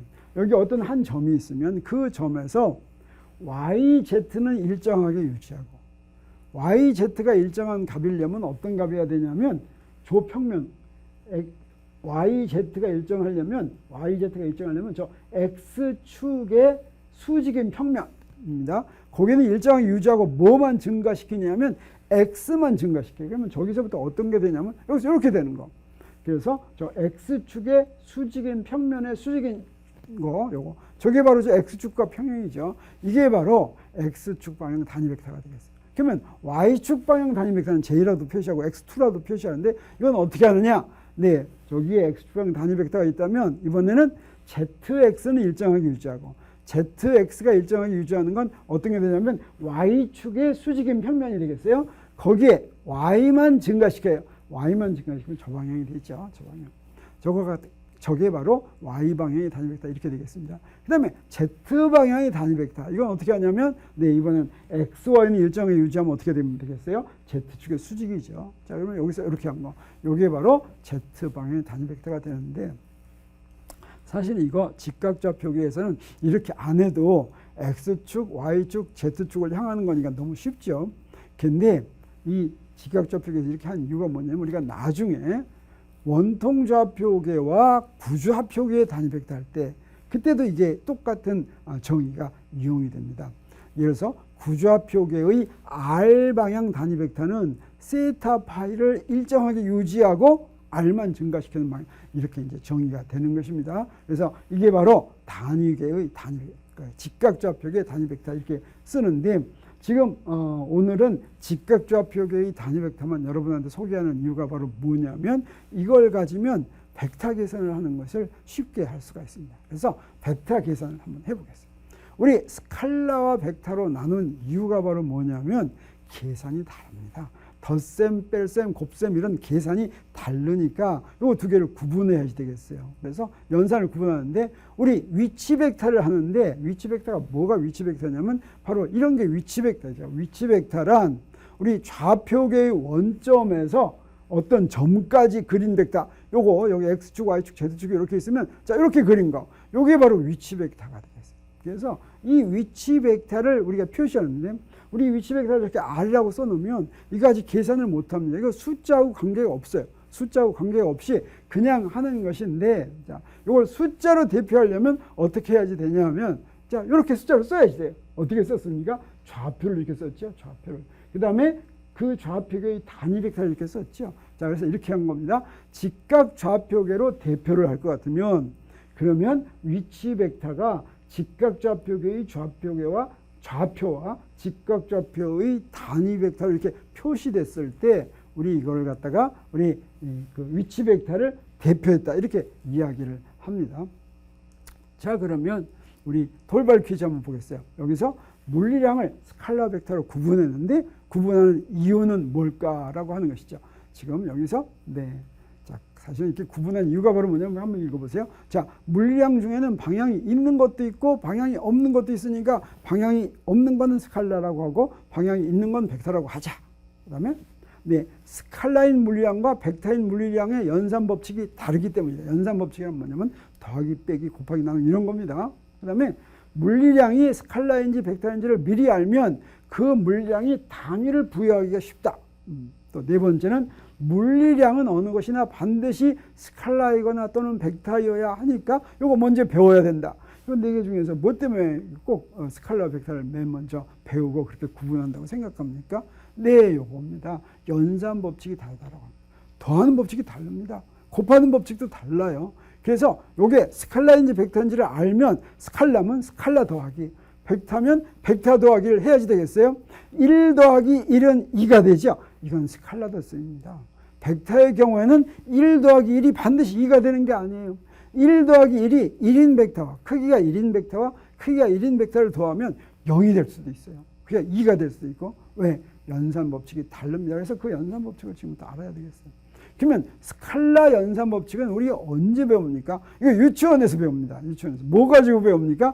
유치원에서는 덧셈 법칙을 뭘로 배우냐면 사과로 배웁니다. 진짜로 그렇습니까? 여기 사과 2개가 있고 사과 3개가 있는데 이거 더하면 몇 개요? 라고 물어보면 어떻게 해야 됩니까? 여기 이렇게 사과 더하는 건 어떻게 하면 됩니까? 여기 이렇게 부어 놓는 거죠. 그랬더니 몇 개가 됐습니까? 5개가 됐죠. 우리가 손가락으로 할 수도 있습니다. 2, 3 이렇게 하면 되는데 우리 스칼라는 덧셈 법칙을 사과로 배운다라고 한다면 벡터의 덧셈 법칙은 어떻게 합니까? 아까 사과가 좀 직관적으로 알았죠. 근데 벡터의 덧셈 법칙은 우리 직관으로 알기가 어려울 것 같은데 직관으로 알 수 있는 방법이 하나가 있습니다. 그게 바로 뭐냐면 우리 위치 벡터를 이용하면 됩니다. 아까 위치 벡터 뭐라고 그랬습니까? 위치 벡터는 기준계의 원점에서 물체까지 그린 거라고 그랬죠. 그래서 물체가 사람이 이렇게 있습니다. 그러면 여기까지, 이게 위치 벡터입니다. 자, 벡터의 덧셈을 하는데 요것만 가지고는 안 되고, 자, 요게 이제 이동을 합니다. 그래서 이렇게 이동했을 때, 우리 처음에는 R에 있었는데 R'으로 이동했다라고 하면 그걸 갖다가 뭐라고 그러냐면 변이 벡터라고 부르는데 변이 벡터는 어떻게 정의가 되냐면 우리 처음엔 R에 있다가 갔어요. 이렇게 갔는데 이때 중간 과정은 상관없이 여기서 여기까지 이렇게 직접 그린 거. 이게 바로 변이 벡터입니다. 델타 R. 그러면 이 변이 벡터를 이용할 것 같으면 벡터의 덧셈을 우리가 직관적으로 직관적으로 이해할 수가 있습니다. 어떻게 하는 거냐면 이렇게 하는 거예요. 자, 여기에 세 점이 이렇게 있는데 우리 이렇게 A, B라는 벡터가 이렇게 있고 B, C라는 벡터가 이렇게 있고 요거 A, C라는 벡터가 이렇게 있다고 한다면 우리 A, B라는 벡터는 A에서부터 B까지 갔다. 변이 벡터라고 생각할 수가 있겠죠. B, C라고 하는 건 B에서부터 C까지 갔다. 변이 벡터라고 생각할 수가 있겠죠. A, C라고 하는 건 A에서 C까지 갔다라고 하는 거죠. 그런데 변이 벡터는 어떻게 됐습니까? 중간에 어떻게 갔는지 따지지 않는다 그랬죠. 그래서 A에서 B까지 간 변이 벡터에다가 B에서 C까지 간 변이 벡터를 더하면 뭐가 되겠습니까? A에서 C까지 간 변이 벡터가 되겠죠. 그래서 AB 더하기 BC는 AC가 된다라고 하는 두 벡터의 덧셈을 직관적으로 알 수가 있는데 우리 물리량을 스칼라와 벡터로 구분한 이유는 뭐냐면 이 덧셈 법칙이 변위에만 적용이 되는 게 아니라 모든 벡터에는 다 똑같이 적용이 된다고 하는 것이죠. 스칼라의 덧셈은 사과에만 적용이 되는 게 아니라 모든 스칼라에다 똑같이 적용이 된다고 하는 것이죠. 그래서 스칼라와 벡터를 먼저 알면 우리가 다루는 물리량이 스칼라인지 벡터인지를 알고 스칼라의 연산 법칙과 벡터의 연산 법칙을 알면 그러면 이제 계산하는 게 문제가 없겠죠. 자, 그래서 물리량에 대해서 우리가 마지막에 알아야 될 건 뭐냐면 벡터를 우리 스칼라는 잘 아니까 스칼라는 유치원 때 배운 거죠. 자, 벡터의 연산 법칙을 배우는 거다라고 이야기할 수가 있겠습니다. 그런데 우리 어떤 방법도 생각할 수가 있냐면 우리 뭐라고 그랬습니까? 우리 벡터는 숫자 3개로 대표된다 그랬죠. 그래서 A라는 벡터가 숫자 3개가 이렇게 있습니다. B라는 벡터 숫자 3개가 이렇게 있어요. 그러니까 2개 더한다라고 하면 우리 스칼라의 경우는 숫자가 하나밖에 없으니까 하나하고 하나 더하는 거죠. 이 숫자 3개씩이나 있는데 이거 더한다. 2개를 더해라. 그러면 어떻게 돼야 되겠습니까? 이렇게 더했다면 어떻게 하면 되겠습니까? 어떻게 더하면 되겠습니까? 이렇게 더하면 될 것 같아요. 왜냐하면 여기에 순서에 맞죠. 첫 번째 숫자는 첫 번째 숫자끼리 더하고 두 번째는 두 번째끼리 더하고 세 번째는 세 번째끼리 더하는 거. 이거 그럴듯하지 않습니까? 그래서 벡터의 덧셈은 숫자가 3개씩이나 있으면 이렇게 해야지 되겠다라고 하는 것을 우리 알겠습니다. 그래서 이렇게 더해 놨을 때 우리 어떤 결론에 도달하냐면 더한 놈의 합한 벡터의 첫 번째 숫자는 A 벡터와 B 벡터의 첫 번째 숫자를 더한 거고 두 번째는 두 번째 숫자를 세 번째는 세 번째 숫자를 더한 것이다 라고 하는 것을 우리 직관적으로 알 수가 있겠죠. 그러면 이것을 갖다가 우리 한번 그림으로도 한번 그려보겠습니다. 자, 그러면 여기서 X축, Y축이 이렇게 있는데 여기 A 벡터가 있고 B 벡터가 있고 C 벡터가 있어요. 이건 뭡니까? 우리 변위로 직관적으로 안 방법이죠. 그래서 여기 A라는 벡터는 여기에 성분이 A1, 그 다음에 여기 이쪽 성분은 A2 이렇게 하겠어요. 자, B라는 벡터는 여기 성분이 B1, 그 다음에 요거는 뭐예요? B2 이렇게 되겠죠. C라는 벡터 이렇게 쓰면 C는 어떻게 됩니까? 요 C1은 어떻게 돼요? A1 더하기 B1이죠. 우리 아까 숫자 3개를 더한 것과 똑같은 결과를 얻었습니까? 안 얻었습니까? 여기서 C2는 A2 더하기 B2 이렇게 되겠죠. 그래서 앞에서 변위를 이용한 직관적으로 안 방법이 자, 이렇게 우리 3개의 숫자 가지고 한 방법하고 같다라고 하는 것을 우리가 알 수가 있겠습니다. 자, 그러면 이번에 이제 벡터의 곱셈을 한번 해봐야 될 텐데 우리 벡터의 곱셈은 좀 복잡합니다. 그거 하기 전에 먼저 우리 좌표계를 직각좌표계까지 알아놨으니까 그걸 이용해서 한번 덧셈 한번 다시 한번 해보겠어요. 직각좌표계를 표현하면 어떻게 되냐면 이렇게 표현한다 그랬죠. 위치 벡터는 자, 이렇게 표현했습니다. 성분과 단위 벡터를 표시했죠. 임의의 벡터는 어떻게 하냐? 성분과 단위 벡터 이렇게 표시하는 거예요. 이게 직각좌표계를 표현한다라고 하는 거죠. 그래서 여기에 A, C가 있으면 C가 이렇게 표시되고 그러면 A하고 B를 더하면 이제 이렇게 표시되는데 요 계산할 때 어떻게 하면 되겠어요? 단위 벡터는 단위 벡터끼리 이렇게 모으면 되겠죠. 그랬더니 결과가 어떻습니까? 아까하고 똑같이 또 이렇게 나왔습니다. 자, 그래서 앞에서 구한 두 번 구한 거 마지막까지 알았죠. 자, 그래서 이렇게 직각좌표계의 단위 벡터를 이용할 것 같으면 우리 좀 더 해석적으로 그럴듯하게 우리 할 수도 있다라고 하는 걸 우리가 알았습니다. 자, 그러면 이것을 한꺼번에 쓰면 우리 어떻게도 쓸 수 있냐면 여기다 I자를 첨자를 이렇게 씁니다. 그래서 I에다가 1 대입하고 2 대입하고 3 대입하면 1 대입했을 때 저거 되고 2 대입했을 때 이거 되고 3 대입했을 때 이거 된다라고 하는 것까지 우리가 알 수가 있는 거죠. 자, 그러면 이제 곱셈으로 들어가려고 하는데 곱셈은 이렇습니다. 자, 여기에 덧셈, 곱셈을 이런 식으로 표시하겠습니다. 자, 스칼라와 스칼라를 더하면 결과가 뭐가 되겠습니까? 당연히 스칼라가 되죠. 스칼라와 스칼라를 곱하면 결과가 뭐가 됩니까? 당연히 스칼라가 되죠. 근데 스칼라와 벡터를 더하면 결과가 뭐가 되겠어요? 자, 이건 더할 수가 없습니다. 그래서 이런 일은 못해요. 아까 더할 때는 차원이 같아야 된다 그랬죠. 종류도 같아야 됩니다. 종류도. 스칼라는 스칼라끼리만 더하고 벡터는 벡터끼리만 더해요. 그래서 스칼라와 벡터는 더할 수가 없다. 곱하는 건 어떻게 했습니까? 곱하는 건 가능합니다. 스칼라에다 벡터를 곱하면 뭐가 됩니까? 이건 벡터가 됩니다. 이거 어떻게 곱하느냐? 스칼라는 숫자 하나죠. 벡터는 숫자 3개죠. 그래서 숫자 하나를 숫자 3개에다 다 곱해주면 돼요. 그럼 이건 뭐와 똑같으냐면 크기가 스칼라비에 되는 거나 마찬가지입니다. 그래서 스칼라에다 벡터를 더하는 거는 벡터를 여러 개 해주는 거나 마찬가지가 돼서 그게 벡터가 됩니다. 자, 그러면 이번에는 벡터만 가지고 해보겠어요. 자, 벡터하고 벡터를 더하면 뭐가 되겠어요? 벡터가 되겠죠. 벡터가. 그다음에 벡터하고 벡터를 곱하면 뭐가 되겠습니까? 여기는 좀 문제가 복잡합니다. 여기서 벡터하고 벡터를 더하면 벡터가 된다는 건 숫자 3개짜리하고 숫자 3개짜리를 더하면 숫자 3개짜리가 나오죠. 근데 숫자 3개짜리하고 숫자 3개짜리를 곱하면 어떻게 되겠습니까? 아, 이거 복잡합니다. 이건 사실은 3가지를 만들 수가 있어요. 그래서 벡터와 벡터를 곱하면 스칼라로 만들 수도 있고 벡터로 만들 수도 있고 텐서를 만들 수도 있습니다. 그래서 이제 벡터와 벡터를 곱셈할 때는 곱하는 표시를 스칼라가 되는 벡터, 벡터가 되는 벡터, 텐서가 되는 벡터를 서로 다르게 해야지 되겠어요. 자, 그래서 어떻게 쓰냐면 이건 약속입니다. 스칼라가 되는 벡터는 점을 씁니다. 이게 다행이죠. 우리가 어떻습니까? 점 이렇게 쓴 것도 이게 곱하기 표시죠. 네. 근데 벡터의 곱셈할 때는 자, 요 놈은 스칼라 되는 거다라는 것에만 씁니다. 요거. 스칼라끼리 할 때는 뭐 상관없지만 요거 이렇게 합니다. 그래서 요걸 뭐라고 부르냐? 스칼라 곱이라고 부릅니다. 이건 뭐냐면 벡터와 벡터를 곱해서 결과가 스칼라가 된다라고 하는 뜻이 되겠어요. 그러면 스칼라와 스칼라를 벡터와 벡터를 곱해서 결과가 벡터가 되는 건 뭐라고 부르겠습니까? 벡터 곱이라고 부르죠.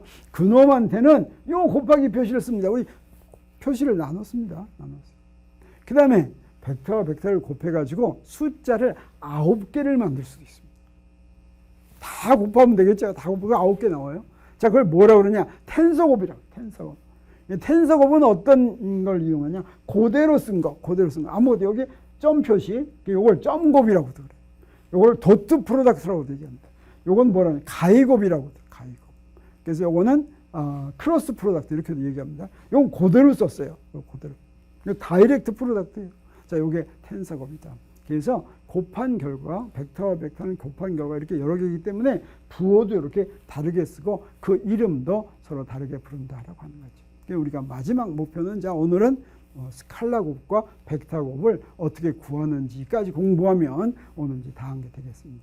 자, 여기에 A하고 B를 스칼라 곱했더니 숫자 하나가 나왔죠. 저기 스칼라가 나왔습니다. 저거 어떻게 구하냐면 어떻게 하면 되겠어요? A는 숫자 3개고 B는 숫자 3개인데 이거 곱해가지고 숫자 하나 만들면 어떻게 하면 되겠습니까? 이렇게 하면 될 것 같지 않습니까? 어떻게 만들까? 자, 이렇게 하는 거면 어떻게 하는 거냐면 첫 번째 숫자끼리 곱하고 두 번째 숫자끼리 곱하고 세 번째 숫자끼리 곱해서 다 더하면 하나 나오죠. 그럴듯합니까? 안 그럴듯합니까? 네, 자, 이렇게 하는 거. 요걸 갖다가 스칼라 곱 이렇게 하는 겁니다. 사실 숫자. 근데 이 두 벡터의 스칼라 곱은 어떻게 정의가 되냐면 AB 코사인 세타 이렇게 정의가 됩니다. 요 A는 바로 뭐냐? A라는 벡터의 크기입니다. B는 뭐냐? B라는 벡터의 크기예요. 세타는 두 벡터의 사이각입니다. 그래서 A.B 스칼라 곱은 A.B 이렇게 읽는데 A.B는 어떻게 정의가 되냐면 AB 코사인 세타 이렇게 정의되는 거예요. 자, 이게 우리가 아까 구한 것과 이제 같아져야 됩니다. 자, 그래서 자, 여기에 A라는 벡터가 이렇게 있고 여기에 B라는 벡터가 이렇게 있는데 AB 코사인 세타는 뭐가 같으냐면 이걸 세타라고 하면 자, 여기서부터 여기까지가 바로 뭐가 되겠어요? 이게 바로 B 코사인 세타죠. 그래서 A의 크기에다가 A 방향의 성분을 곱한 거죠. 이게 바로 AB 코사인 세타 이렇게 되겠습니다. 그 다음에 이 스칼라 곱은 뭘 만족하냐면 이걸 만족해요. A.B하고 B.A가 같아요. 이거 뭐 당연히 같아야지. 이렇게 얘기하는 이유는 뭐냐면 안 같은 경우도 있을 수가 있다라고 하는 거죠. 그러니까 스칼라 곱의 경우에는 두 개 같습니다. 근데 벡터 곱은 같지가 않아요. 순서 바꾸면 달라져요. 그래서 A.B는 B.A다 이렇게 얘기하는 게 우리 뭐라고 얘기하냐면 두 벡터의 스칼라 곱은 교환 법칙을 만족한다 이렇게 얘기합니다. 자, 그래서 이렇게 스칼라 곱이 이렇게 정의됐을 때 이 스칼라 곱을 우리가 잘 활용할 수가 있어요. 뭐에다 할 수가 있냐면 우리 자, 먼저 직각좌표계를 이용해서 한번 이거 보겠습니다. 직각좌표계의 단위 벡터에다가 이 정의를 이용할 것 같으면 x.x 하면 x 그 head 단위 벡터는 크기가 얼마라고 했습니까? 크기가 2라고 그랬죠. 그래서 1 곱하기 1 곱하기 코사인 0도 이러죠. 같은 거니까 사익각도 0도죠. 그럼 뭐가 됐어요? 1 됐죠. 근데 x.y 하면 어떻게 됩니까? 사익각이 90도죠. 이건 0입니다. 다시 말하면 단위 벡터들을 곱하면 어떻게 되냐면 같은 놈을 곱하면 1인데 다른 놈을 곱하면 0이다 라고 하는 걸 알 수가 있어요. 그래서 이 단위 벡터를 이용을 해가지고 두 벡터의 스칼라 곱을 우리 계산할 수가 있습니다. 어떻게 계산하냐? 그대로 써요. A는 이렇게 생겼죠. B는 이렇게 생겼죠. 둘을 스칼라 곱합니다. 요 스칼라 곱해요. 요걸 다 풀겠어요. 다 풀 수가 있죠. 항이 몇 개 나오겠어요? 많이 나와요. 9개 나오죠. 근데 저 x.x는 뭐가 됩니까? 1이 되죠. x.y는 뭐가 됩니까? 0이 되죠. 여기 쭉 있는데 다 할 것 같으면 뭐만 살아남겠습니까? x.x한 a1, b1하고 y.y한 a2, b2하고 z.z한 a3, b3만 살아남겠죠. 자, 여기서부터 우리 뭘 알 수가 있습니까? 앞에서 우리가 처음에 예상한 거하고 같죠. 이건 뭘 얘기해 주는 겁니까?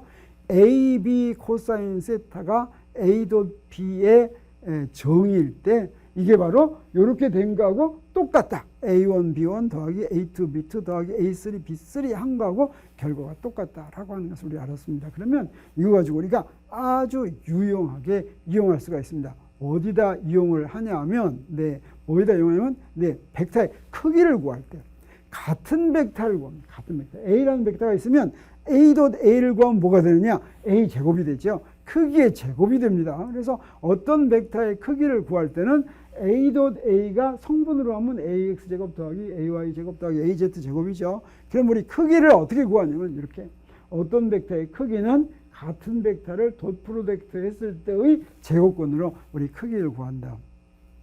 그래서 벡터가 성분으로 주어지면 그 벡터의 크기는 딱 이렇게 구하는 거 우리가 알 수가 있죠. 그래서 벡터의 크기를 스칼라곱으로 구하는 거 편리하게 이용할 수가 있고 또 하나는 뭐냐? 두 벡터가 직교하는 거. 우리 어떻습니까?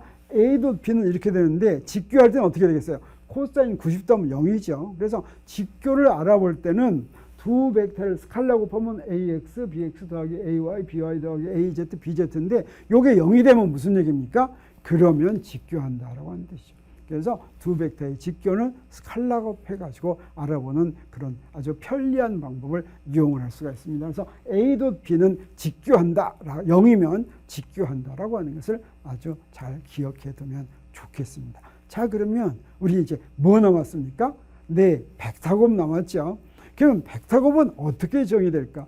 놀랍습니다. 뭐가 놀랍냐면 스칼라곱의 정의는 AB 코사인 세타인데 벡터곱의 정의는 뭐가 되냐면 재밌어요. AB 사인 세타입니다. 그런데 여기에 뭐가 하나 더 있어야 되겠습니까? A 크로스 B, 이건 A 크로스 B라고 읽어요. 벡터곱은. 스칼라곱은 A 덧 B라고 읽는다 그랬죠. 자, 벡터곱은 A 크로스 B인데 A 크로스 B는 결과가 벡터이기 때문에 이 결과의 방향이 있어야 되겠죠. 그 방향을 C라고 이렇게 하겠어요. 그러면 그 방향은 단위 벡터입니다. C. 그 다음에 크기는 AB 사인 세타. 그래서 스칼라곱의 크기는 스칼라니까 AB 코사인 세타라면 이건 AB 사인 세타인데 자, 그러면 크기는 어떻게 구하면 되냐면 자, 이 크기라는 뜻이에요. AB 사인 세타가 된다. 그래서 우리 여기서 알 수 있는 게 뭐냐면 똑같은 벡터를 벡터 곱하면 그러면 어떻게 돼요?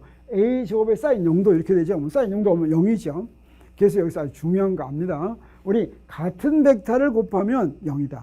근데 이건 같은 벡터뿐 아니라 서로 동일한 벡터는 0인데 모두 평행한 벡터도 어떻습니까? 0 된다라고 하는 거죠. 평행하면 방향이 같으니까. 그래서 평행한 두 벡터의 벡터곱은 항상 0이다라고 하는 걸 우리가 알 수가 있겠어요. 아무튼 두 벡터의 벡터곱은 어떻게 구하느냐? 크기는 구했고 이제 방향 구해야 되겠어요. 아까 요 C 방향 구해야 되겠어요. 이 C 방향은 어떻게 구하냐면 여기 A라는 방향이 있고 여기 B라는 방향이 있으면 정의가 어떻게 되냐면 이 C의 방향은 A의 방향에서 B의 방향으로 뭘 돌리냐면 오른나사를 돌립니다. 그래서 오른나사가 진행하는 방향, 이게 바로 C의 방향이 되겠습니다.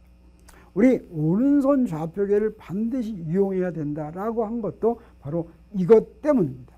두 벡터의 벡터곱의 방향은 오른나사를 이용해서 정의가 된다라고 하는 것이죠. 자, 그러면 여기서 금방 우리 뭘 알 수가 있냐면 여기다가 A에서 B로 돌렸을 때 진행한 방향이 C 방향이라면 A와 C는 서로 어떤 관계겠습니까? 직각입니다. 왜냐하면 A와 B는 평면을 이룬다면 같은 평면에 놓여 있으면 거기서 돌리면 어떻게 돼요? 그 평면은 수직인 방향이 되죠. 그래서 A도 C의 수직이고 B도 C의 수직입니다. 그래서 A도 C, B도 C는 0이다라고 하는 것을 우리가 알 수가 있습니다. 그래서 C는 A 크로스 B는 A와도 수직이고 B와도 수직이다라고 하는 중요한 걸 하나 알았습니다. 자, 그 다음에 A 크로스 B의 방향은 이렇게 주어졌죠. 그 다음에 B 크로스 A의 방향은 어떻게 되겠습니까? B 크로스 A의 방향은 B에서 A로 돌려야 되겠죠. 그러니까 어떻게 돼요? 방향이 반대가 되죠. 이 말은 무슨 얘기입니까? A 크로스 B하고 B 크로스 A하고 부호가 반대다. 이 얘기는 무슨 얘기예요? 교환 법칙이 성립하지 않는다. 그래서 A 크로스 B는 B 크로스 A하고 다르죠. 우리 스칼라 곱은 어땠습니까? 같았죠. 그래서 두 벡터의 스칼라 곱은 교환 법칙이 성립한다. 근데 두 벡터의 벡터 곱은 교환 법칙이 성립하지 않고 어떤 관계가 있냐 하면 방향이 반대 방향이다.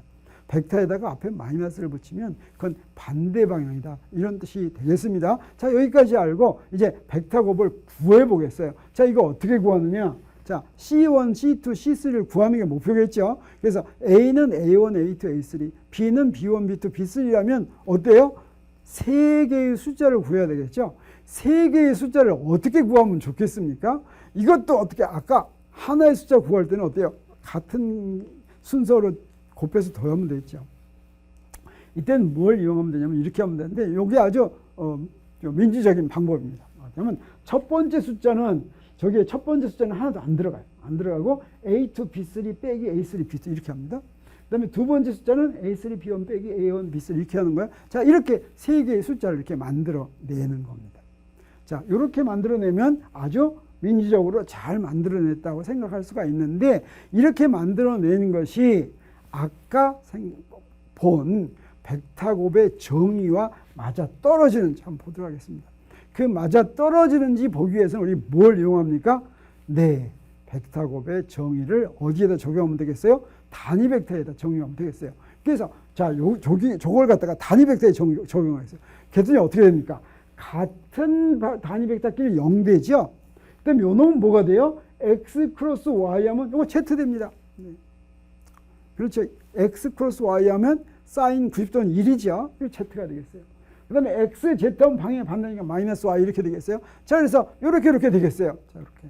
자, 요거를 전부 다 풀면 되겠어요. 자, 여기서 단위 벡터의 곱을 이용합니다. 어떻게 이용합니까? 자, 여기다가 A라는 벡터는 저 벡터고 B라는 벡터는 요 벡터인데 요걸 두 개를 곱하겠어요. 곱하면 몇 항이 나옵니까? 9개의 항이 나오죠. 이렇게 쭉 나옵니다. 그러면 어떻게 되겠어요? 자, 여기서 A1, B1, X 크로스 X 요건 뭐가 돼요? 0되죠? 자, 이건 A1, B2, X 크로스 Y 요건 뭡니까? 요건 Z죠. Z햇이죠. 자, 그러면 X햇은 어디서 나오겠어요? X햇은 Y 크로스 Z에서 나오겠죠? 그 다음에 또 하나가 나와요. 그래서 Y 크로스 Z, 그 다음에 Z 크로스 Y는 마이너스가 나오겠죠. 그래서 X의 숫자는 A2, B3 빼기 A3, B2 이렇게 된 걸 알 수가 있어요. 두 번째 건 A3, B1. 자, 이건 어떻게 되냐면 요거 X는 1이죠. 1, 2, 3, 1, 3, 2. 요거 2, 3, 1, 2, 3, 1, 2, 1, 3. 요거는 3, 1, 2, 3, 2, 1 이렇게 이런 순서로 이렇게 가는 거 우리가 알 수가 있습니다. 이렇게 구했더니 세 개의 숫자가 나왔는데 어떻습니까? 우리 맨 앞에서 한 거하고 똑같다. 네, 그래서 우리 아까 처음에 세 개 숫자로 대강 가장 민주적으로 했을 때 예상한 거하고 같은 결과 이렇게 나왔습니다. 자, 이런 식으로 벡터의 스칼라 곱과 벡터 곱을 한다. 그래서 우리 스칼라 사이의 덧셈과 곱셈, 벡터 사이의 덧셈과 곱셈에 대해서 잘 이해를 했죠. 자, 이렇게 물리량은 어떤 물리량이든지 스칼라 물리량, 벡터 물리량으로 나누는데 이놈들을 이제 우리 물리에서 계산을 할 때 이걸 곱하고 나누고 해줘야 되겠죠. 그래서 어떤 물리량에 따라서 이 방법을 달리 해야 되니까 이 스칼라 벡터를 어떻게 연산을 하는지를 우리가 미리 이렇게 알아놓는 것이 굉장히 중요하다고 하는 것이죠. 그래서 운동을 기술하는데 어떻게 해야 되는가 하는 것을 오늘 공부했습니다. 자, 다음 시간에는 이제 뭘 하냐면 운동법칙. 운동법칙이 바로 뭐라고 그랬어요? F는 MA라고 그랬죠. 이 F는 MA인 운동법칙이 무엇을 의미하는지, 자, 그게 어떻게 이용이 되는지 하는 것을 공부하겠습니다. 자, 여러분, 운동 법칙, 물리를 이해하기 위해서 제일 먼저 필요한 게 운동을 기술하는 방법인데, 자, 그래서 물리량이 무엇인지, 자, 물리량을 어떻게 표현하는지, 물리량을 숫자로 표현하는데 그 숫자를 어떻게 다루는지, 이 숫자는 뭔지, 그다음에 물리량에다가 단위는 어떻게 붙이는지, 그다음에 물리량의 차원은 어떻게 구하는지, 그다음에 물리량이 스칼라와 벡터로 나뉘는데 스칼라로 벡터로 나뉘었을 때 연산 법칙이 어떻게 되는지까지 잘 이해하고서 앞으로 물리를 공부할 준비가 잘 됐구나, 이런 생각을 할 수 있을 것으로 믿습니다. 다음 주에